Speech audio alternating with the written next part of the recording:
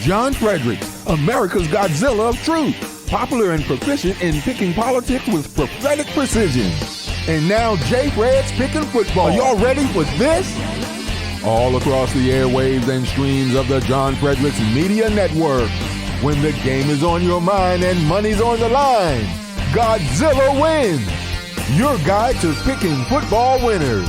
With America's Godzilla of truth, John Fredericks, along with his partners in point picking, Jack and Nate. Also weekly contributors to the website of winners, GodzillaWins.com. Before you make that play, hear what J. Fred has to say. Godzilla Wins on the John Fredericks Media Network. Oh yeah, for entertainment purposes only.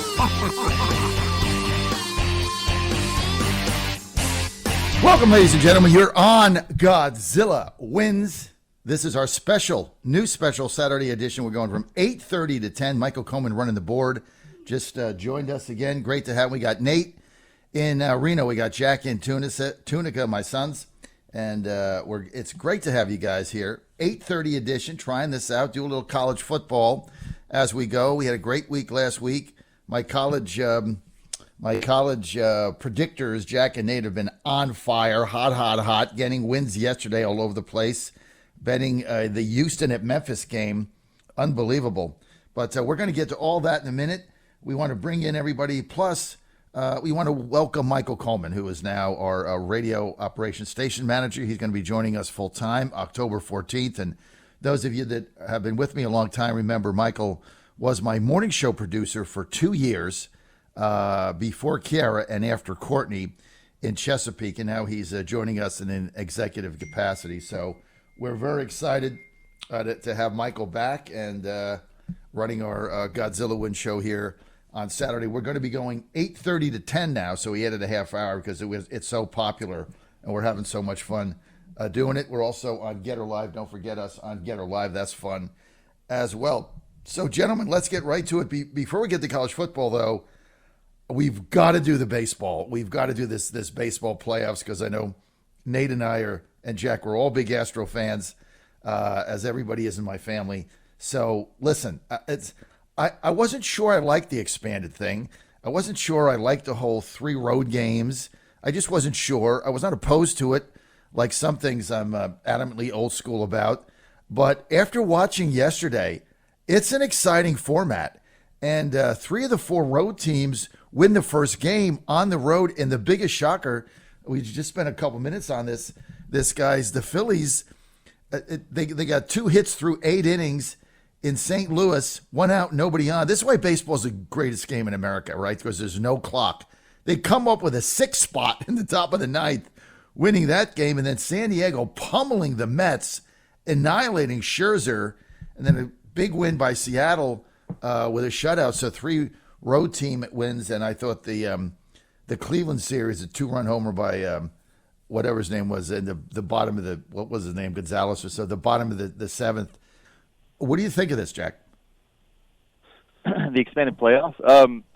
I mean, it provides a lot of excitement for baseball fans.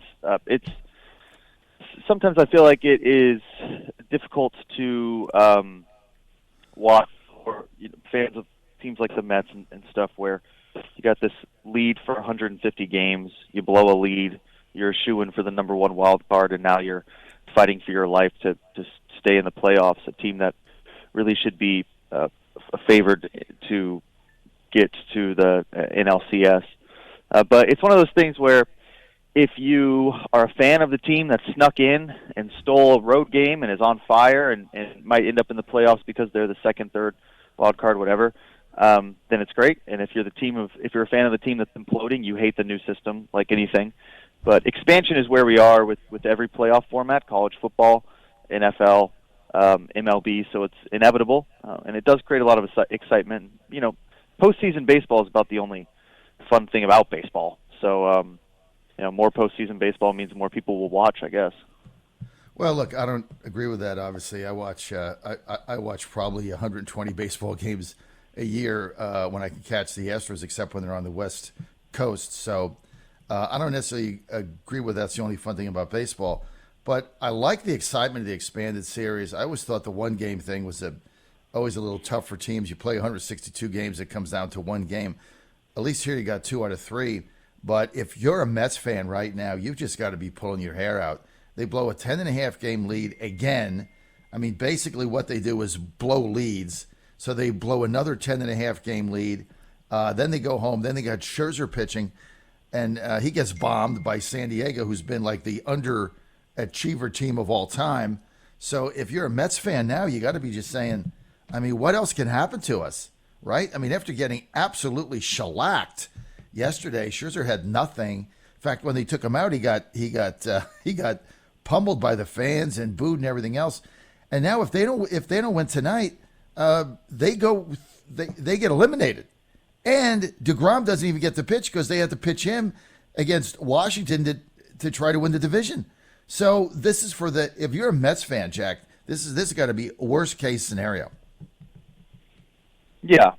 I mean, you got your ace on the mound. The Padres aren't exactly the biggest threat. Obviously they can hit, but yeah. I mean, it's horrible if you're a Mets fan. The Cardinals collapsing was horrible for the Cardinals fans as well. No, as an Astros fan, I feel for these teams. Sorry. Next time win 104 games. Don't know what to tell you. Exactly. I would say that 100%. Look, let's just get to the Astros for a second because Nate's not with us, so we're going to get him to come in at a 9. But I got to tell you this. We got the best pitching. Now, we're both Astro fans. It's just complete disclaimer out there. Jack and I have been Astro fans forever. So's Mom. So, in fact, we're definitely going to a game this playoff season, Jack. Ann and I already decided that we're taking you with us. So, unbelievable, though. You look at this pitching that we have. I mean, you got to face in a 3 out of 5. Let's say we're playing Seattle, right, or Toronto. You got to face Verlander, then Framber Valdez, then McCullers. All of them have ERAs in the last month of the season under 1.5. Then, if you get past that, you got to face Garcia or Javier. Then, coming on, if you get guys on, this is who they've got in the pen: Javier, Garcia. Both of these guys won 15 games. Kitty, who doesn't throw a ball, fills up the zone. Then you've got the regular relievers. You got the closer Presley. I think it was 34 for 37. You got Montero. You got Harris. You got Stanek. How do you beat this team? Well, the problem with the Astros is their bats go quiet in the playoffs. Right. So they lose games 2-1 a lot of the times. So we just hope that doesn't happen if you're an Astros fan, and if you're playing the Astros, you're just praying that you can scratch together a couple runs. Maybe you blow them out 1 or 2 nights, and Altuve's not hitting. And I mean, all it takes is a couple quiet bats. We've seen that a lot with the Astros in both the Nationals World Series and the Braves World Series. So you have to be able to hit too. It's not just pitching, but the pitching is good. I don't know if you go to GodzillaWins.com. We've got our senior baseball analyst Donnie Diamond has a wild card preview up on the site right now. So if you're interested in baseball, you can go there. It should be in one of the latest posts. You'll see it if you scroll a little bit, and you can sort of read all about some of the wild card games. I'm not as locked into baseball as I have been in the past, just because of all the football we've been doing. But definitely excited to watch some playoffs here pretty soon. Okay, well, let's just get to the picks here in these 4 games. I think Toronto's in big trouble after losing that game to Seattle, getting shut out. But they've got Guzman going tonight. I still think the Blue Jays come back and win that series. That's number 1. I think the Mets are done. I don't even think they're going to win tonight. Padres are going to move on. That was a debacle for them. I think Tampa got a dagger in the heart yesterday. Their best pitcher, McClellan, pitches hard out for 7 innings, threw 1 bad pitch, loses 2-1. They don't hit. And I think the Guardians are a lot better than people think they are. I think they're a little bit dangerous. So I see Toronto, San Diego, Guardians, and And the Philly series, I have no idea. I mean, they got one pitcher, Wheeler, but they could steal another game, Jack. Make your 4 picks, and we'll move on to college football. I haven't. I mean, I couldn't even give you any picks. Okay. I haven't watched baseball in 3 months. Okay. Let's get the college football. Go to GodzillaWins.com. That's GodzillaWins.com. We got Nate's 6-pack up. You guys, you personally started off with a big win yesterday with your pick. Go over your best picks today, you and Nate, for college football, Jack. Okay, let's start with Friday night, the Houston-Memphis game, because that was a crazy finish for anyone who watched it. So Nate had the over in that. It's like 57.5. I had Houston +3. Memphis dominated that game for for 3 quarters, maybe 3.5 quarters. And all of a sudden, they just start unraveling, and Houston goes down the field and scores a late touchdown with like 1:13 left.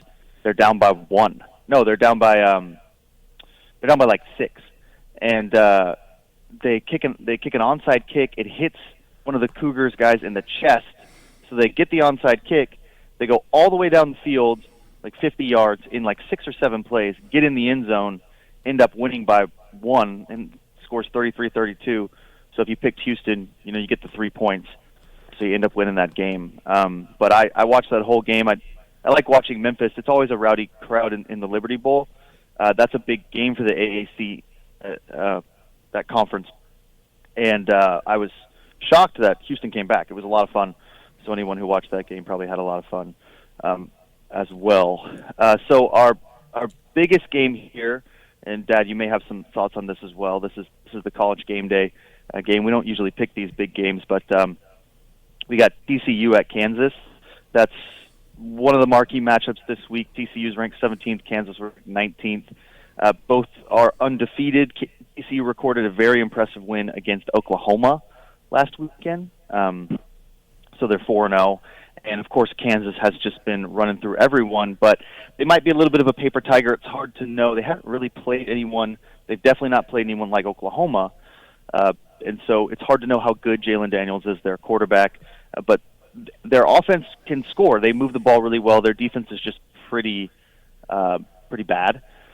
So both of us, actually, Nate likes TCU -6.5. The line moved to 7. So you have to lay 7 if you want to take it today.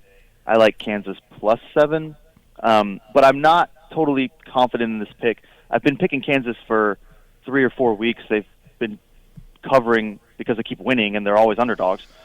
So it's been good for me, but this is a different type of game. So it's hard to know if TCU is just going to blow them out or whatever. Nate keeps picking against them, so he's just furious that they keep beating him. I don't know how. At some point, he's either going to have to take Kansas, or they're just going to have to get blown out so he can move on. Well, look, he keeps betting against Kansas.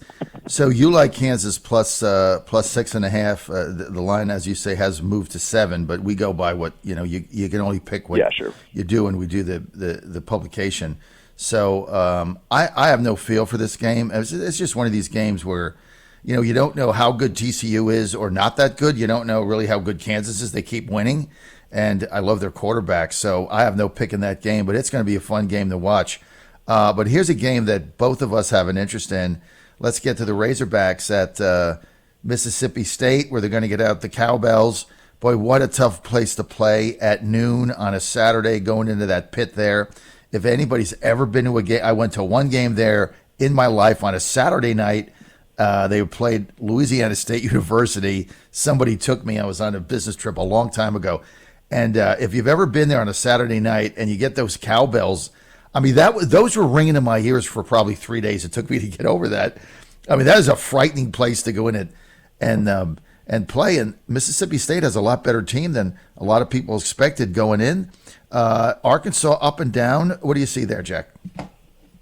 Yeah, I think Mississippi State has sort of surprised some people this year. They're like 4-1. They beat Texas A&M. They have one of the best quarterbacks in the country right now. It's always hard to know exactly how a quarterback looks under Mike Leach because he likes to throw the ball, so the stats are just incredible. But Will Rogers, I mean, I've been watching him play now for a few years, and I mean, he's a good quarterback. He is. The Razorbacks have been having trouble. Sam Pittman likes to play that old SEC style ground and pound, great defense, win the game at the line of scrimmage, win these ugly games 18-15. The SEC doesn't play that kind of style of football anymore. Ever since Dan Mullen and Johnny Manziel and Nick Saban embraced this sort of you need a quarterback to win. You got to score points. Defense doesn't matter as much, and defense still matters, of course. And you look at the UGA, defense matters, but they play a real old school type of football, and I just don't think they can keep up with Mississippi State. You got to lay 9. So in our column, it's 9.5. It moved back to 9, so a lot of the money's going on Arkansas because that's a ton of points to lay in a huge SEC game. But we both like Mississippi State because Arkansas has just looked so bad against the pass. I mean, that's the problem is they rank 121st in tackling in the open field, 126th in coverage. There's only like 130 teams. So they're schematically they're so bad in the passing game. Mississippi State is going to drop back and just throw it all over the field. They don't like to run. So if you're nervous about laying 9 points, you really shouldn't be because they're going to score. They throw the ball around. They score quickly. I like Mississippi State. I don't know. How do you feel? I can't bet against them at home. I mean, Arkansas had a couple good games, and 9.5 is a lot. But I agree with your analysis there, and Nate's. They're just a better team. What I find in college football, normally when you bet the better team at home in an SEC matchup, and they're just simply better, bigger, stronger, faster, quicker, you're normally gonna cover this bet. So, and I don't like going against going against Leach at home. I know he's going to line it up. Arkansas hasn't really stopped anybody this season, so I could see this really turning into a blowout.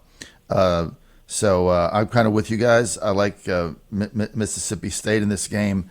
Now you go to Washington at Arizona State, going to the Pac-10, if there still is going to be a Pac-10, right, because half the teams are leaving.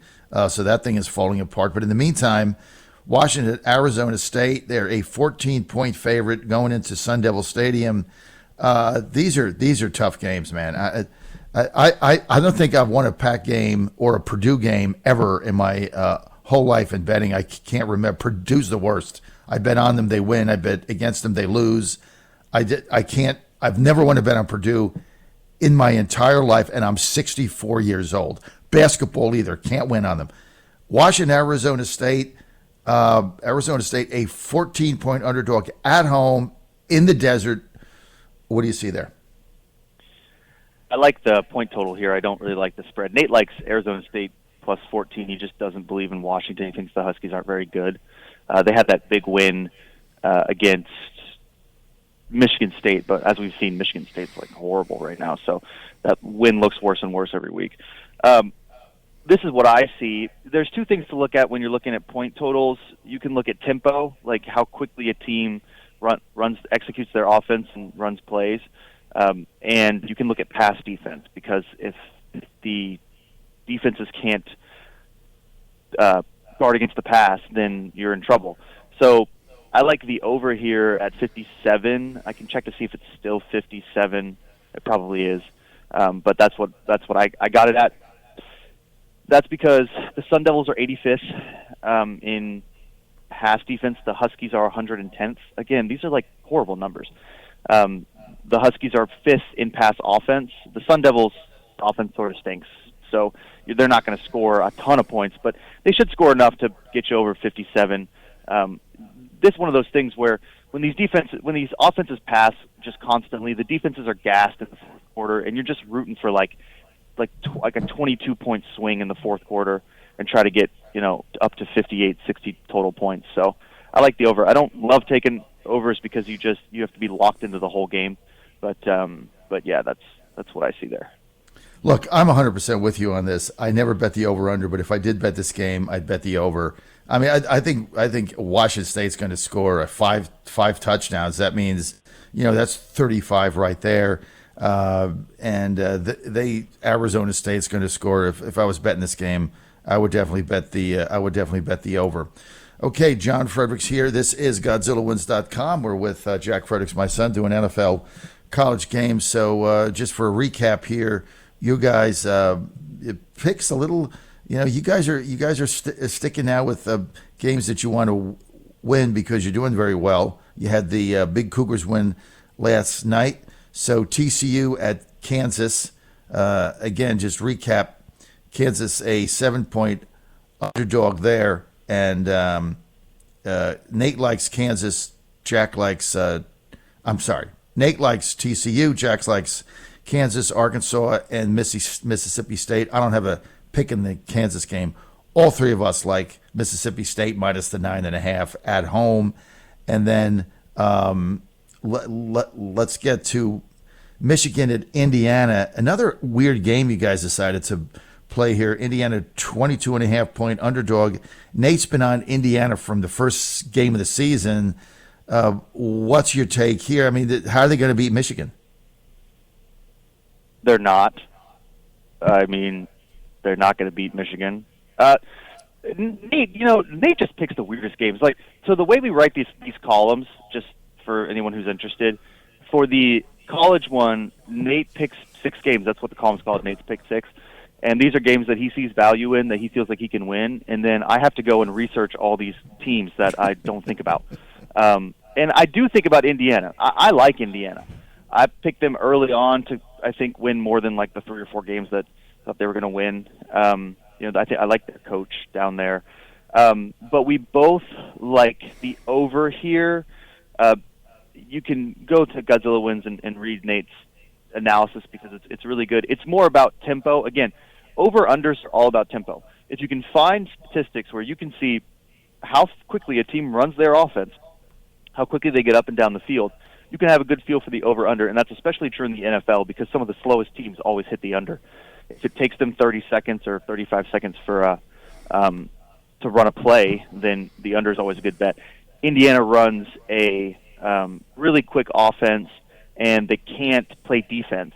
Michigan doesn't exactly run a quick offense, but they do score. They score more than they have in the past.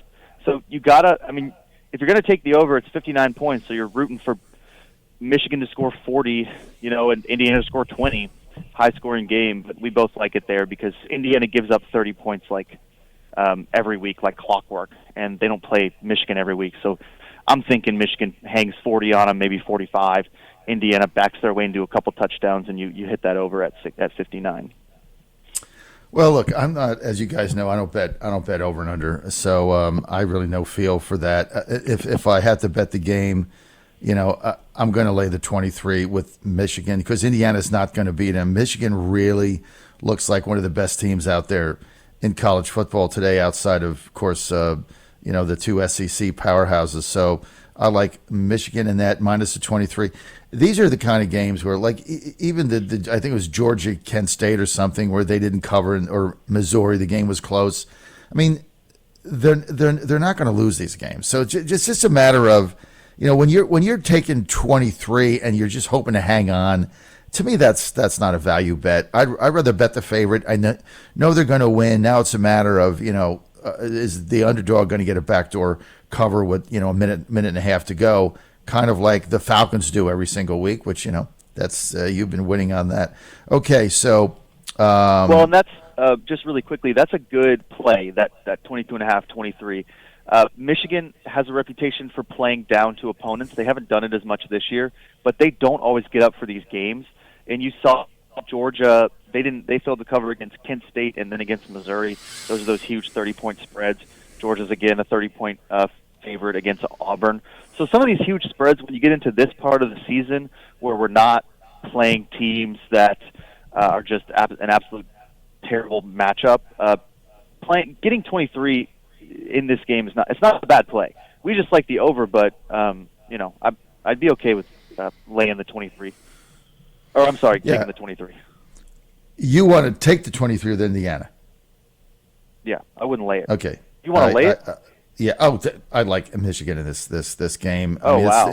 Yeah. Oh, I this thought is the only. you wanted to take the 23. No, this is the only game on the college football card today that I'm gonna bet. I'm gonna bet Michigan minus the 23. That's it. It's my only really pick of the day. Because I think the Indiana can't stop anybody. I mean, when you can't, Michigan's going to score 7-8 touchdowns. If they drop 50 on them, now to cover, Indiana's got to get 4 touchdowns. I just don't see it. And I agree with your analysis, though. Michigan historically is typically underplayed to inferior opponents. Not so much this season. I just don't see it. So that's the only game I like. Yeah, Michigan minus the 23. Okay, you guys also are on Wisconsin at Northwestern in Chicago. Wisconsin, a 10-point favorite here. Northwestern plus 10. Who the hell can figure this Wisconsin team out? I mean, 1 week they look pretty solid. Then they go out and they look absolutely dreadful a week ago. So how do you figure this team out? I don't know. They fired their coach, so they can't figure it out either. Nate loves Wisconsin. And he is always talking about how good they are, and they aren't that good. I hate to beat up on Nate here because he's not here to defend himself, but he picked like 3 or 4 point totals this column, and that's because he went 1-7 last week, and so he's trying to get his feel for the game back. So he is always more comfortable with point totals. So this is another one where he picked the over. I mean, it's just over, under, over, under. I picked Northwestern in this game. Here's why. Northwestern's defense is horrible. That's just true. They rank 101st in rushing defense. That does not bode well for Wisconsin, which runs the ball with a Heisman caliber running back in Braylon Edwards. Now, here's the thing though. When you run the ball, you tend to keep the game fairly close. It doesn't mean that they're going to not put up any points, but Northwestern's offense isn't pedestrian. They can score, and seeing Wisconsin go up and down, that they've got an interim coach right now. So I'm just thinking maybe Northwestern keeps it close enough to cover 10 points in a Big Ten game like this feels like enough points that I can take to maybe the score is 29-19 or something. But I think they're going to pound the ball down Indiana's throat. And so I always if the team is going to run the ball, I want to take the points. If the team's going to pass the ball a gazillion times, especially in college, then I'll lay the points because they're going to get in the end zone more. But Wisconsin knows they're going to win this game. I don't think they're that worried about it, and so I'm taking Northwestern. We'll see. It's not a game it's probably my least favorite pick of the week, but we'll see. Well, it's Nate's number one pick. He's going with you over in this game. Look, I can't bet Indiana. I don't like Wisconsin. I don't have a feel for the game either. If I had to bet it, my theory is if you look, we all do this. We bet TV games, right? I mean, if you're betting the game to watch it, and we all do it, don't deny it, right? Because this is all for entertainment, right? So you're gambling for entertainment. Obviously, you're going to bet the TV game. So this is the TV game on ABC. If you feel like betting it, my theory is if you got to bet it, take the points if you have no feel for the game and go from there. Okay, we're going to get Nate up in a couple minutes. We're going to go to the NFL. We got lots to talk about. Plus, your brother, Joe, pitching today and tomorrow. I'll tell you a little bit about that when we get back. We're live in West Palm Beach, and I got to tell you, he is fired up. The number of pro scouts coming out to watch him today pitch 1 inning is stunning. It's quite the ride the little guy's going through. So he's pitching 1 inning today, the 3rd inning, and he's got 8 teams contacted them to find out exactly when they were putting him in. So it's going to be exciting. You're listening to Godzilla Wins on the John Fredericks Media Network. For a deeper dive without the jive, visit the website of winners, GodzillaWins.com. Let's get back to the show with the guys in the know, John, Jack, and Nate. It's Godzilla Wins on the John Fredericks Media Network. All right, guys, great to have you on our 5th edition of Godzilla Wins, our NFL pick show. John Fredericks, Jack Fredericks, my son, Nate Perry is with us. Nate in Reno, Jack in Tunica, Mississippi, and, of course, I'm in West Palm Beach today. If you could do me a favor, Michael, I'm getting people on Getter saying the sound is not where they'd like it to be. If you just call David or email him and see if we can get him to fix that, it's all good. 888-480-56. You want to weigh in? 888-480-5646. This edition of Godzilla Wins presented to you by Rosie's Gaming. Just go to rosiesgaming.com. Have all the fun you could ever have. Rosie's has locations all over Virginia. Well, guess where they're at? They're in Hampton. They're in Danville. They're in Vinton, just side of Roanoke. They're at Richmond, right by our station. They're in Northern Virginia. They're all over the place. Just go to rosies.com. Have the time of your life. My wife, Ann, loves to go to Rosie's up at the horses. She plays the slots. She loves the new Wheel of Fortune game. Her favorite thing to do, our favorite date night. Hey, guys out there, if you want to get lucky twice, just take your significant other to Rosie's. Go to rosies.com. Works for me. Rosies.com. Okay, guys, let's get right to the action here. Let's just start out. I'm going to talk about Joe for a minute. Then we're going to get to the games. I was 8-5 last week, so finally I had a winning week. I'm about to get hot. But let's start with Jack. Let's start with your brother Joe. He's fired up. He did a bullpen last night, and he said he threw the best he's ever done. He's pitching today. So this is this tournament in Jupiter where all the pro scouts are here. He plays for the Philly Scout team. And so before the playoffs start, when they slate him in these games to determine the playoffs, and he's their closer, they basically have to tell the scouts who's pitching when, because there's all these games going on. So he's pitching in the third inning today. He's fired up, I can say that. But he had 8 pro scouts call his team, his coach there, to ask what inning he was throwing today. So I mean, what a ride your brother's been on, Jack. It's kind of amazing. And of course, he's fired up today. And you think of the pressure you're under, right? He's pitching 1 inning because they want to save him to close the playoff game tomorrow, and he's got all these people watching him. So we're going to wish him the best. But he told me last night, he said that I threw the best bullpen I've ever thrown in my life. So we'll see what happens, right? Absolutely. He just keeps grinding. He keeps grinding. All right, we're going to get right. We're going to right to these games here. People want to weigh in. You know what the phone number is. You can talk to Michael, 888-480-JOHN, 888-480-5646, 888-480-5646. And Jack just sent me the column and gave me something to click, and it actually worked. So I'm excited about that. I was 8-5 last week, so I'm hot.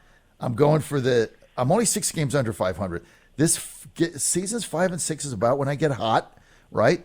So you guys got to follow me. I've had a lot of comments that people were making money betting against my picks, whatever. Okay, if you want to live dangerously, you want to live on the edge, that's fine, right? That's fine. But you're going to go down, okay, because I'm about to get red hot. I can feel it, just like Joe feels it today. He says, I can feel it. I can feel getting hot. All right, first, let's go to London.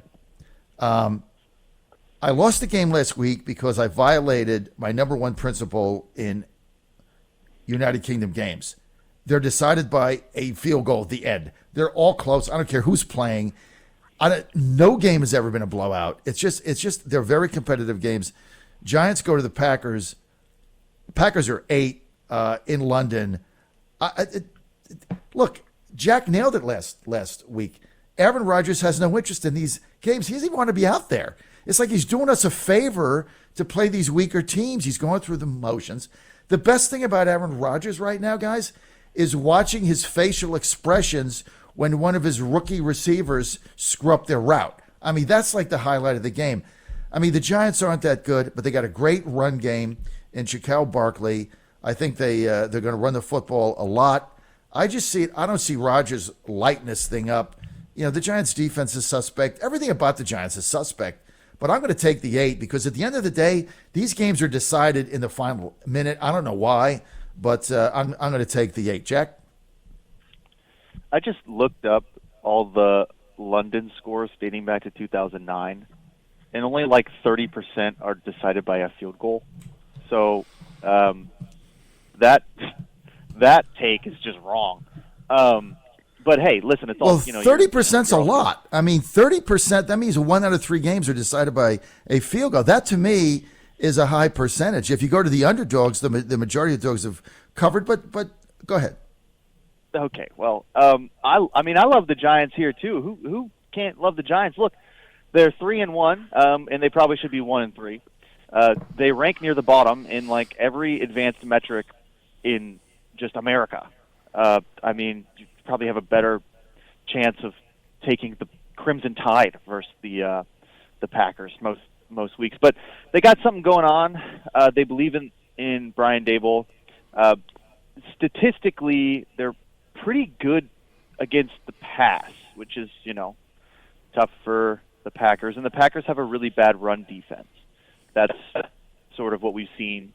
They've got a pretty good pass defense, but they got a bad run defense. So what you're hoping for is that Saquon Barkley can absolutely dominate the game, and that they just keep it close. I don't think anyone thinks the Giants are going to win the football game, but 8 points is a lot to give. We saw last week the Packers couldn't cover against the Patriots for the same reason. So again, I don't think Aaron Rodgers is going to just come out and destroy anyone. I think he's just happy to win a game by 3, 4, 6 points. So I like 8 here. Nate, you've got you went with a teaser here. Tell us about that. Yeah, so teasers are essentially, a parlay. A lot of times you just do it with 2 teams, and what it is it basically pays even money. It pays about the same odds as a straight bet. You just have to win both legs of it. The good news is that you get 6 points to play with. So in this case, I take Green Bay going from +8 or from -8 to -2. The best thing to do when you tease them is to move through 7 and 3. So what you're looking for are spreads where the team is either laying 7.5 or 8.5, and 6 points moves you through that 7 and 3, or a team is getting +1.5 or +2.5, and you're moving it up to give that team over a touchdown. So, and that's called a Wong teaser. It's a thing that hits all the time. It's like super common in the gambling community to talk about. So because favorites tend to win in London, I just like the Packers here -2. You're basically betting on the favorites to win, and you don't have to lay a huge number. So I teased him with Jacksonville, who's also -7.5. So I have, or -8.5, or -8. So I have Jacksonville -1, Green Bay -2 on a 6-point teaser. Well, George Bailey on Getter Text writes in. He says 2 teams on the road. Take the 8 and the Giants. I agree with Bailey. Jack and I are all over the Giants +8. You've got the teaser. Okay, Steelers at Bills. Bills are -2 touchdowns. They're a 14-point favorite. Look, guys, I don't even have to read your columns. I know you guys are not going to lay 14. I don't think you've ever done that in your life. I have no fear at this. All right, the Bills are going to win this game. Steelers have got a new quarterback, rookie. They don't score. They can't run the ball. Their offense is pathetic. And look, Buffalo had a scare last week. Buffalo was a one play from being a 2-2 team after everybody thought they were going 17-0. And by the way, I thought that Harbaugh call was just pathetic. If the Titans had made that call, if Downing had made that call, they'd have fired him on Monday. Okay. But Harbaugh makes it. Everybody loves Harbaugh. Harbaugh this, Harbaugh that. So they all give him a pass. I mean, you got the. What's that say about your defense? I mean, you got the ball. You kick the field goal, win the game, right? Instead of going for a touchdown. Basically, what they were saying is, I don't trust. But here's what Harbaugh said: I don't trust my defense to even hold them to a touchdown. So I got to go for a touchdown. Unbelievable. Get to overtime. I love Buffalo in this game. They come home. They've gotten beat up a couple times. They had a lot of injuries. They get a lot of those players back. Pittsburgh is god-awful. Buffalo, -14. Lay the points. Don't worry about it. Nate? Yeah, I mean, you're right. It's pretty much against my religion to play the Bills here just because I can't lay 14. This is a really weird spot for them. And it's, if I had to play it, I guess I'd lean Steelers getting the 14. But this is a tough spot for Mike Tomlin. Mike Tomlin is usually a sort of the rah-rah guy. We love taking him as a dog. Record's outstanding against the spread as an underdog, but he's never been this big of an underdog. So I just don't know what that even looks like. It's hard for me to wrap my head around him being a 14-point underdog here. Maybe they get a little boost from Kenny Pickett, but this isn't a game that I really have any interest in betting. I mean, maybe if the Steelers come out and score quick, which seems unlikely, maybe you can get the Bills at like a little bit of a reduced price. Maybe then you jump on live, but I can't see betting it right now. It's just too much. All right, so you have no pick on that game. I love the Bills. Lay the 14. Don't worry about it. Atlanta Clown Show at Tampa Bay, -10. That opened at 9 and went to 10. A lot of people betting Tampa Bay on this game. Figure they're going to come back. Atlanta getting no respect. I've bet against Atlanta all 4 weeks. I'm 0-4. They're 4-0 against the spread. Tampa's just got too many injuries. And the one thing I've seen with Atlanta is they're going to move the football down the field.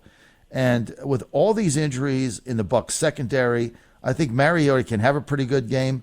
But it's 10. I mean, the Falcons have backdoor covered like three out of the 4 weeks in the final minute, blocked punts. I don't know what the hell's going on there. But I'm not going to lay 10 on an old man with injuries, with a sore thumb and a sore finger and a sore leg that can't really move around the pocket, and a defense that decimated. I think Tampa's just trying to get out of this game with an ugly win. I like the Clown Show plus the 10. Jack?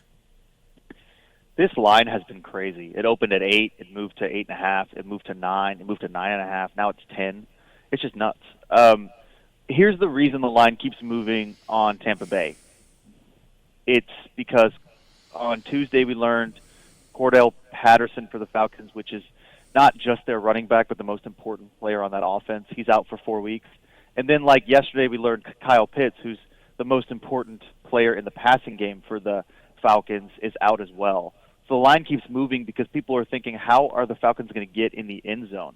Now, Caleb Huntley looked pretty good against the Browns last week as far as running the football, but Mariota doesn't have a ton of options outside of Pitts. He draws a lot of attention. And then, of course, you have this Bucs defense, which is absolutely nasty, especially in the run game. And what compounds the problem for the Falcons is that Mike Evans is healthy now. He's the second most important wide receiver to his team in the NFL. So Mike Evans is going to get some touches here. And I think Brady's probably chomping at the bit to get him the ball. However, and I've taken the Falcons for 4 weeks. I love the Falcons. They're cover monsters. They're 2-2. But now they're everybody's darling. So Jacksonville last week, everybody was like, this is an amazing team. Statistically, this is great. Take the Jags. And now it's everybody's like on the Falcons. If they didn't have these injuries, this line, I'm telling you, this line would be like 4 if they didn't have these 2 injuries. I guarantee it. So I don't want to take the spread because I'm worried about those injuries. But I love tempo. The Bucs do play pretty quickly. As far as the over/under goes, they play really quickly, tempo-wise. The Falcons do not. The Falcons are slow. But here's my little statistic that I love. When the Bucs get up by 7, they slow the game down and they go from 4th in place like per second to like 17th or something, or I think it's even lower than that. They go down to almost 30 seconds per play. So I like the under here. That's a long-winded way to say I don't think this point total at 46 is going to hit. I think this game's going to be 20-13. Maybe the Falcons cover. 10's a lot to give, but I'll take the under here. I'm too worried about these injuries to take the spread. I like the Falcons in 10. You like the under. We'll go there. Cleveland at home with that great midfield emblem they have with the elf, which I think is fantastic. L.A., the Bolts, the Chargers coming in there. Chargers have underperformed this season, right? A lot of people thought, hey, this is a potential Super Bowl team. You know, they're a little banged up. Aber's been up and down. But I think they're back now. This is their third game out of 5 on the road, three straight. The Browns are a mess, guys. I mean, the team is just a disaster. They're unpredictable. And even though this is the second straight road game for the Chargers, I think they find a way to win this game. They're a 2-point favorite going to Cleveland. I just think Aber is a much better quarterback than Jacoby Brissett. I like L.A. coming to Cleveland, winning this game, getting back home, establishing themselves now as a contender in the West. So I like the Bolts minus the 2. Neither of you guys had any pick on this game, so we'll skip over it. And we'll start with Nate, who's got a pick in Miami going to the Jets. Miami's 3.5. Of course, all the controversy now with Tua and Miami. The Jets look, they've looked pretty good, better than a lot of people thought. They've got Zach Wilson came back. Let's start with Nate. You like Miami? Tell us why. Yeah, I mean, I like Miami a lot in this game. I mean, it just this line doesn't feel right to me. I mean, the look-ahead line last week, if you would have bet this game, you would have had to lay 6 with the Dolphins. Suddenly Tua gets hurt, Tyreek Hill's a little banged up, and suddenly the line moves, a full field goal. And I'm just not sure that Teddy Bridgewater is that much of a downgrade than Tua. I mean, Tua is not a world beater. He hits open receivers because Jalen Waddle and Tyreek Hill are unbelievable at getting open, but I don't think that Tua is making all those plays necessarily himself, and I don't think that he's making plays that, a really competent backup like Teddy Bridgewater can make. Teddy Bridgewater is unbelievable in his career against the spread, and the Jets just aren't a good team. They barely came back to beat the Steelers last week, in a wild sort of comeback. With Zach Wilson making his first start, I just don't see it happening here. Miami's got a good run defense. That's basically the only thing the Jets do well on offense. This just looks like a bad matchup for the Jets, and it looks like we're getting value because Tua is still injured, and because they have a couple question marks. So I love the Fins -3.5. I'm the opposite. I like the Jets. I can't bet Miami now. What they did to Tua is. I think this is going to go down in history as one of the most obscene things that let's call them a company has ever done to a player, letting this guy go back on the field. First of all, the first game he was hit, he fell down going back to the huddle. That was the end for me. I mean, if I was their coach right there, I'd have said, whoa, let's get him out. Let's get him in the tent. Let's get him in the locker room. Be sure this young man's all right. Putting him back on the field and then coming back in 4 days on a Thursday night. You guys have no idea how emotional football is. This is a very emotional game for 60 minutes, and I think the whole Dolphins team has really taken a hit here. They're going into the Meadowlands. Jets had a great comeback. They're playing it loose. They got nothing to lose. Yes, Miami's better on paper. I like the Jets plus the 3.5, and I think this is going to be a disaster for the Dolphins. Not just that Tua's not playing, but how they went about this. And I got to be sitting there as a Dolphins player and say, hey, I'm not going to bust my ass for this team when obviously they don't care about their players. They just don't care. I mean, and there's no way to spin this.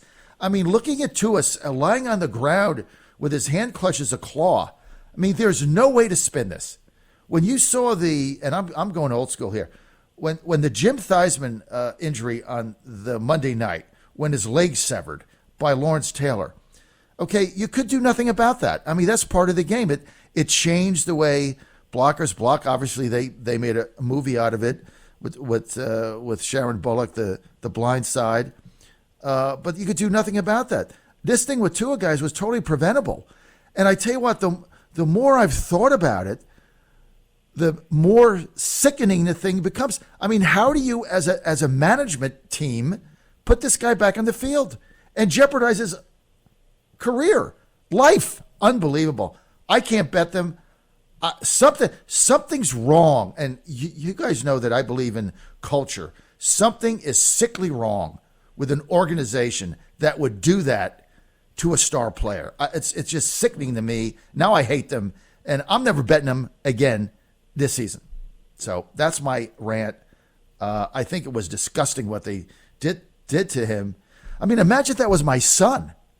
Jack, if that was you out there and they did that to my son, I would be so beside myself now, because that was preventable, and I know you guys agree with me. So, whatever. I like the Jets. Thank you for the rant. I just got off on that. Bears at Vikings. I'm the only one that picked this game. I can't bet the Bears. They're pathetic. You got a quarterback, guys, whose coach doesn't let him throw the ball downfield. He's prohibited from throwing a pass over 12 yards. I mean, how do you win a game? And look, I know the Vikings are up and down. They don't cover a lot. The game in London last week, they just do what the Vikings do. Try to snatch defeat from the jaws of victory. Only won that game because a field goal hit 2 crossbars. But at home, I see them lighting it up. I'm going to lay the 7.5. I like the Vikings. The Bears are just pathetic. I mean, this is a pathetic team. Do either of you have anything to add on this game? Yeah, I actually kind of like the Bears in this, just because the Vikings defense is so bad. I know that Justin Fields isn't allowed to throw it, further than the length of a living room down the field, but the reality is Chicago actually runs the ball pretty decently, and the Vikings can't stop anything, but they especially can't stop the run.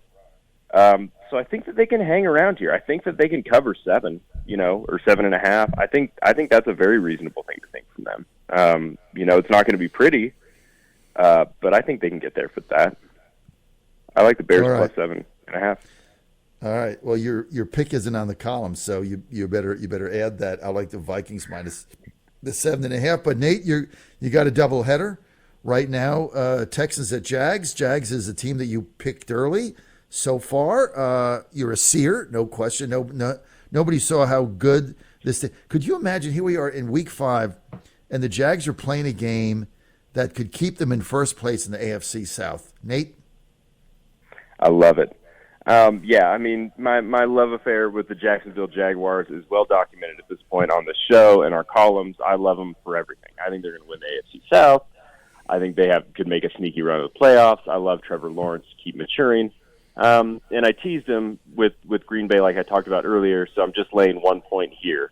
If I had to choose a side for the spread, if you're old school like John and you don't like doing these new agey things like teasers and parlays, I think that probably the value's on the Texans, though. I mean, 7.5 is just a lot. I think that the Jacksonville will probably stick to a little bit more of a conservative game plan against a team that's clearly worse than them, especially after they had so many turnover issues and problems last week against Philly. Yeah, it was a weird game. It was, rainy and wet and nasty.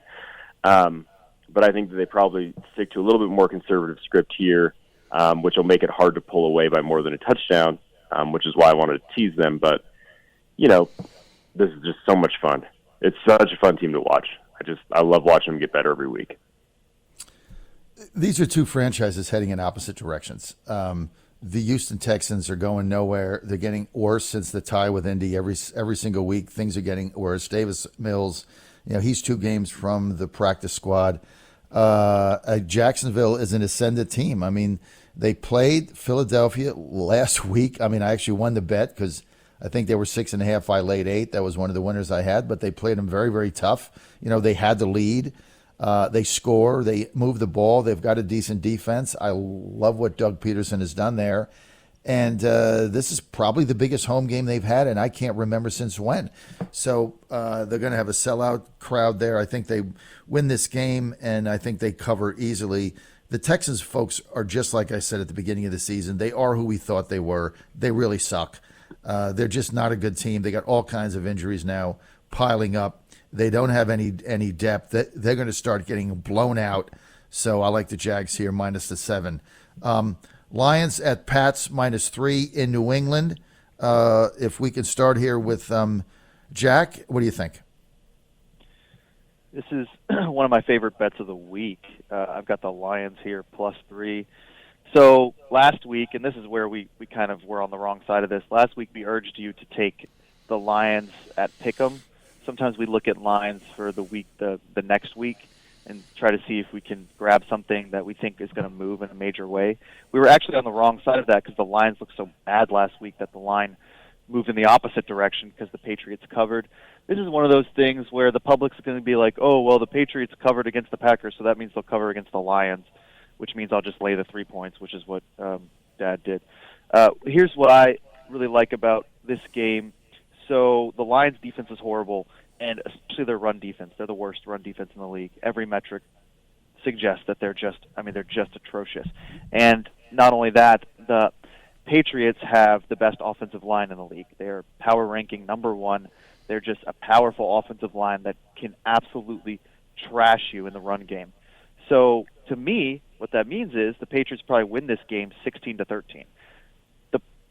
I guess I would lay the points if my quarterback wasn't Bailey Zappi.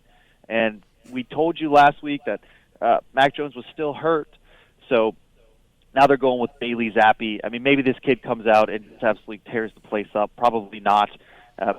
Belichick doesn't mind winning a game by 1 or 2 points. He just doesn't. He actually likes those games. He loves he loves relying on defense. He loves relying on the run game. I just think 3 points is a great spot here for a team that's probably going to cover, even though their defense is just a laughing stock. Look, all they got to do is run the football. They're going to run the football 50 times. The Lions are going to have to put, 10 in the box? I mean, they have no run defense. New England's got probably one of the biggest, baddest offensive lines in the AFC, and Belichick's going to run the football. He's going to run it right down their throat. You watch the Lions. Look, they're an exciting team. They're fun to watch, but, I mean, they actually have no defense whatsoever. And so, I don't know, Zupa, Mac Jones, Joe Blow, I mean, just if he can take the snap and hand the football off, the Pats are going to win this game at home. This is one of my best bets of the week. I love the Pats here at home, minus the 3. They're going to win this game. You said 16-13. I think it's going to be, something like 18-3 or something, because the Pats have a good defense. I mean, they you look at these games they play. They're all tough games. And Belichick, at home, they're tough. They got that bell ringing on third down. So I like the Pats here, minus the 3. Nate, your pick, and then, Michael, we'll go to a quick word from our sponsors. Nate, you're up. Yeah, really quickly, I just like the Lions, too. I agree with Dak. Of course, we all know the Lions' defense is atrocious. They're terrible against the run. But they can really just key in on the run here, which is going to help their defense a bunch, because I just don't trust. If it is Bailey Zapp, then, we'll just take our chances, take the 3 points against a rookie quarterback making his first start. If it's Mac Jones and they're able to cart him out there and get enough drugs into his ankle that he can't feel his leg, then we just live with it. But I just don't see. I think that I just don't see how you can lay points with this Patriots team. It's just there's so many question marks about what the hell's going on there. So I love the Lions. Okay, we're going to go to a quick word from our sponsors. When we get back, Tennessee goes to the Washington whatever's in Maryland. I'm going to pick in that game, and you know why. But who's everybody else going to pick? Plus, we got all the other games coming up on the card. We got Seahawks at New Orleans, Niners at Carolina, Eagles at Cards, Cowboys at Rams, and then the Bungles at the Ravens, and then Monday night Raiders at Chiefs. 888-480-5646. Godzilla Wins. Jack, Nate. Not sure about the over-under or how many points to lay? Let Godzilla lead the way. You're listening to the radio show for winners, Godzilla Wins, exclusive on the John Fredericks Media Network. For entertainment purposes only. All right, guys, you're back on Godzilla Wins. Just go to GodzillaWins.com. That's GodzillaWins.com. We got plenty of content there. It's updated constantly. And if you're into sports at all, even if you're not gambling on sports or playing any of the legal enterprises in Virginia or Pennsylvania, any of our listening areas, it's a lot of fun. We've got some great content that Jack's put together. Jack, my son Jack, is the editor of GodzillaWins.com, and he's got some great writers with him. So go to GodzillaWins.com. You want to bookmark that, check it out. You can also sign up right on the site for free. When they post something, it can come right to your email box. That's for free. It's easy to do. We're never going to charge you for that on GodzillaWins.com. Also follow us on Twitter and on Getter Live and Getter. Just go to at GodzillaWins.com. I'm sorry, at GodzillaWinsBig.com. At GodzillaWinsBig.com. You can follow us all there. But GodzillaWins.com, you go there one time, you're going to be absolutely hooked. Jack, you're doing a great job with that website. And we think this is really going to turn into a powerhouse, because Jack's vision is to get great writers with great passion. And that is a powerful combo. So you're doing an excellent job on that, Jack. Thank you. Okay, let's get to my favorite game of the week. My Titans 2-2 going to the Washington whatevers in Maryland This line's been all over the place. It was -1, then -3, then -2, then pick 'em, and now we had a bunch of injuries on the Titans side of the ball. Bud Dupree's out, Taylor Burks is out, Ben Jones is iffy, so they got a lot of injuries. But look, here's my thing: Vrabel has been dealing with injuries on this team since he's been there. He has a good bench. He manages to shuffle people in and out. This is a game the Titans have to win. You can't go 2-2 and then go to Washington and go to Maryland against a very bad Commodores team and get beat here. So I like Tennessee managing this game. I like a big dose of Derrick Henry. I like Tannegut basically with his 10-yard passes. I think the offense has been better, and they need a big second half. They've collapsed 4 weeks straight in the second half. I think that's top of mind. But at -2 here, I like the Titans coming in, winning this game, and just getting the hell out of town. Nate? Yeah, I mean, I didn't need to read your article or listen to you to know that you were going to love the Titans. I hate this game. I mean, these teams are both just bad, right? I mean, like, the Commanders are not good. The Titans are not very good. And this is a huge game also with massive AFC South implications because the Titans are tied for the lead with Jacksonville right now. I can't imagine, I can't urge anyone to, put their money on this unless they're huge Titans homers like you, John, just because I can't imagine this game is going to be very much fun to watch. I think that probably it looks pretty even to me. I think these teams are about the same. So I'm inclined to want to tell people to take the points with the Commanders, +2. If it goes to +3, then God help us, probably all of us have to bet the Commanders. But right now, I think it's Commanders or just pass. Give me a break. This thing's going to the Titans are not going to go to Maryland and get beaten this game with a declining Washington team. Laying 2. This is my second best bet of the week.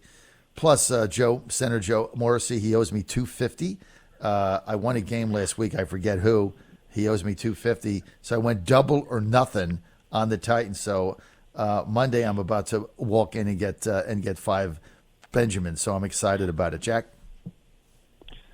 Yeah, I mean, I don't want to pick this game either because these two teams are really bad. The line did move to 1.5, so it has been all over the place. 2, 1.5, 2.5. It's crazy. So right now, if you take the Titans, you only have to lay 1.5, which is, I guess, kind of nice. I might just take the Titans money line if you're just really want to play this game.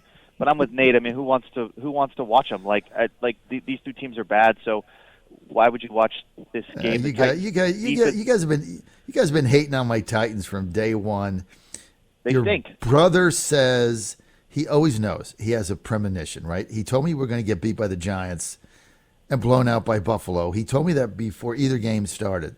Last week he said, "Don't worry about it. We're going to beat the Colts." And I asked him today, and he said, "Dad, chill. Okay, we're going to beat Washington, and we'll go on from there." So. You guys are just haters. You're just haters. Why do you guys hate?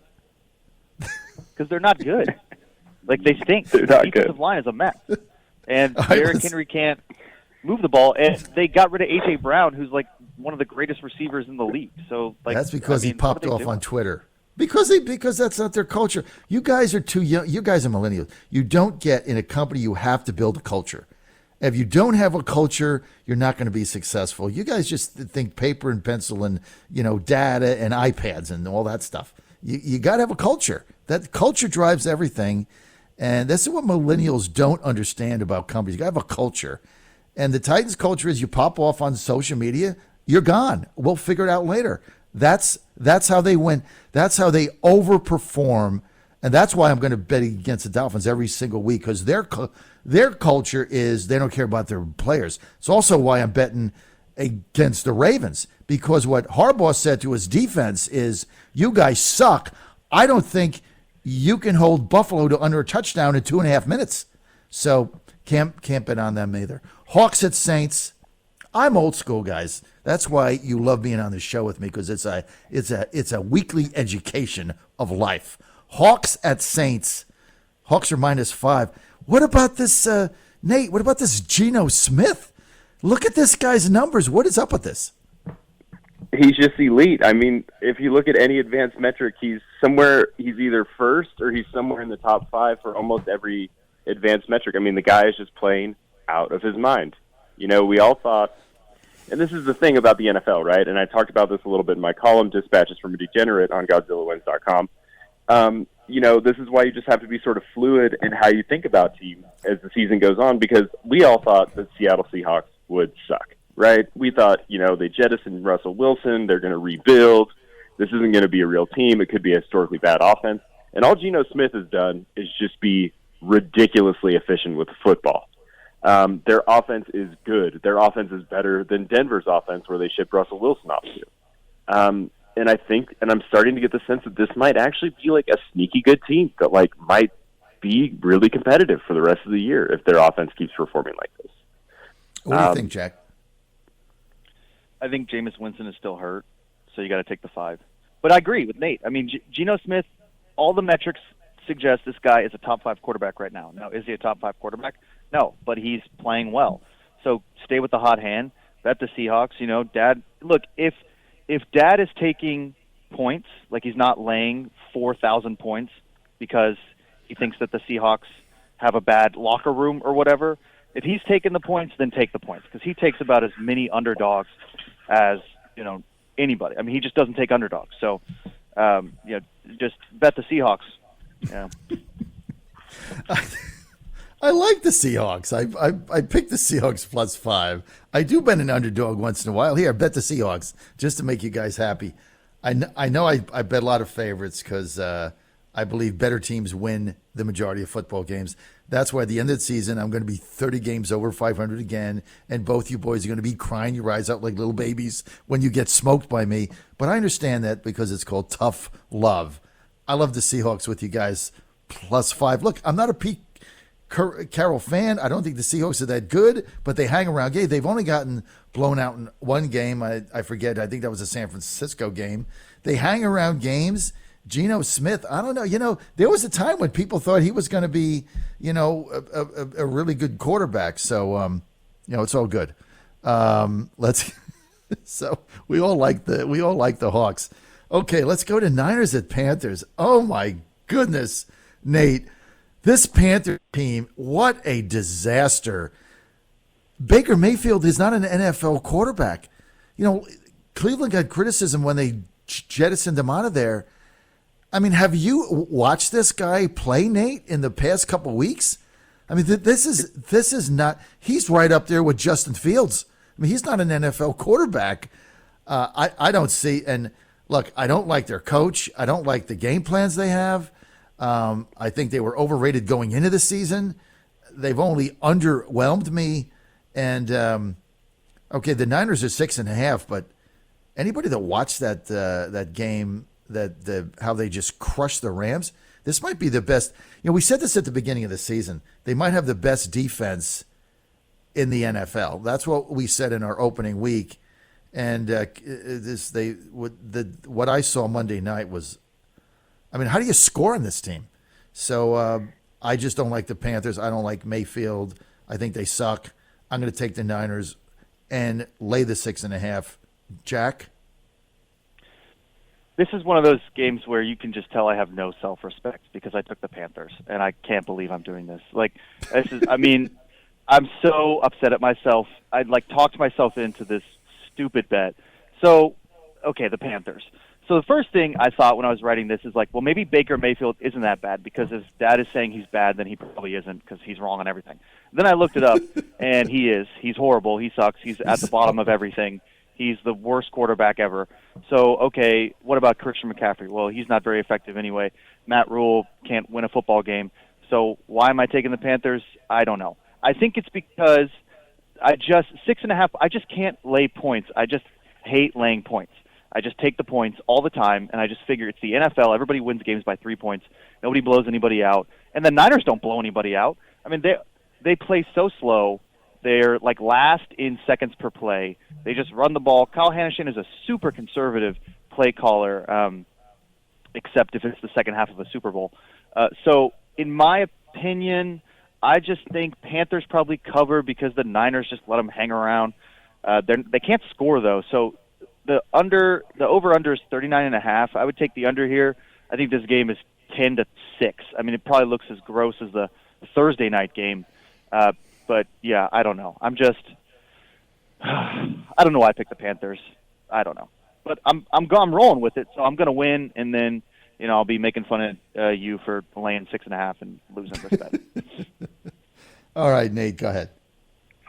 Yeah, I mean, we talk about it every week, right? Like Matt Rule, every week of the season that goes on, he's just 1 week closer to getting fired. They're horrible. They're just horrible offensively. I mean, Baker's bad.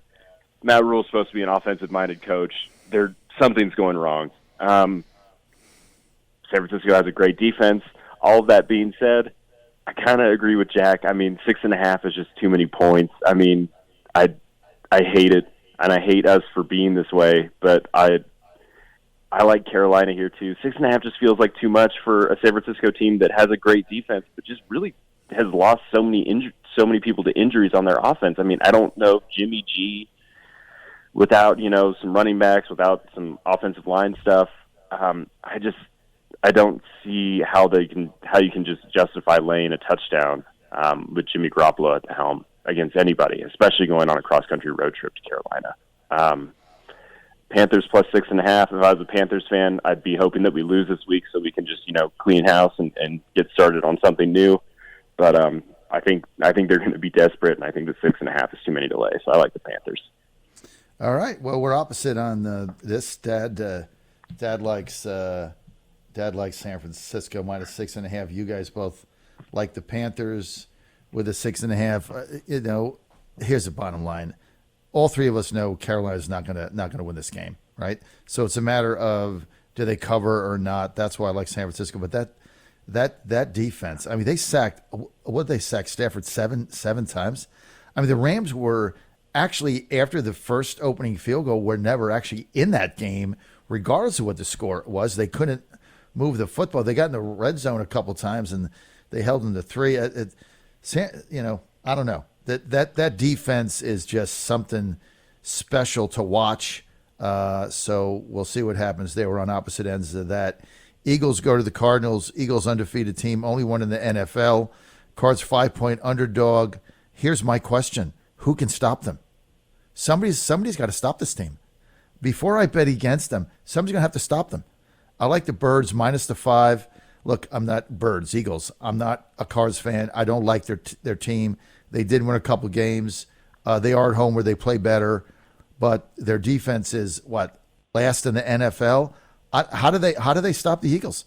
How do they stop them? And until somebody can answer me that question, to me 5 is. I thought this game was going to be 8. To be honest, I saw 5 and I had to put my glasses on. I thought it was a typo or that I was misreading the squiggle. Like, this thing can't be 5. It's got to be 8. I put my bigger, heavier glasses on, and yep, it's 5. I like the Eagles. Somebody has to stop them for me to get off them. Let's go to Jack. Well, and Nate and I didn't pick this game, and if you read our column and listen to the show, you can probably guess what games we're going to pick and where Dad's going to go. We have a lot of tendencies. Here's a tendency. If a good team is playing a bad team, we just don't pick it because we don't want to lay the points, but we don't want to take the points either, for the most part, unless it's a team that is actually kind of good, and you can look at some of those statistics and see that. I don't see any way that the Cardinals cover here, but I'm just not laying 5. I hate laying 5. I hate laying 4.5. I hate laying 3. I'll lay 2.5. Maybe I'll lay 2.5. Maybe I'll lay 3, but I'm not laying points, so I don't know. And the Eagles, they're good. They're really good, but I don't know. The Cardinals, they're just annoying. So I don't want to watch this game. I'm not picking it. Nate, you have anything here? Yeah, I mean, I think that the Cardinals are probably the play just because, everyone's thinking that the Eagles are the greatest team in the NFL, and it's really just it's a fishy line. It feels weird. I agree, John, but I came to a different conclusion about it. The line feels fishy, and I think it's probably just a reflection of the schedule. Eagles are on the road. They just played Jacksonville, which was an unusually big game, and then they got the Cowboys next week. This might just be sort of a flat spot for them, so I'd lean Cardinals if I had to play it, but I probably won't. All right, I love the Eagles here. On Getter Live, Rich Paxton So George O'Bailey says San Francisco is allowing 11.5 points per game. That's if you're 4 games in, you're allowing 11 points a game. Wow, that defense is something else. All right, so I love the Eagles minus the 5. I just think this is going to be a blow. Cardinals can't stop anybody. You can't win in the NFL without some kind of defense. You have to have something. You have to have even Metacore. Theirs is it's a sieve. So I like the Eagles. I think they light the scoreboard up there in the desert. Oh, here's the big game: Cowboys at Rams. But whoever thought that Cooper Rush as the Cowboys starter would be 3-0. This is another one of those interesting lines. Cowboys go to Rams. Rams are a 5.5 point favorite. And I'm asking myself why. After that game on Monday night, you look at some of these quarterbacks. Matt Ryan, done.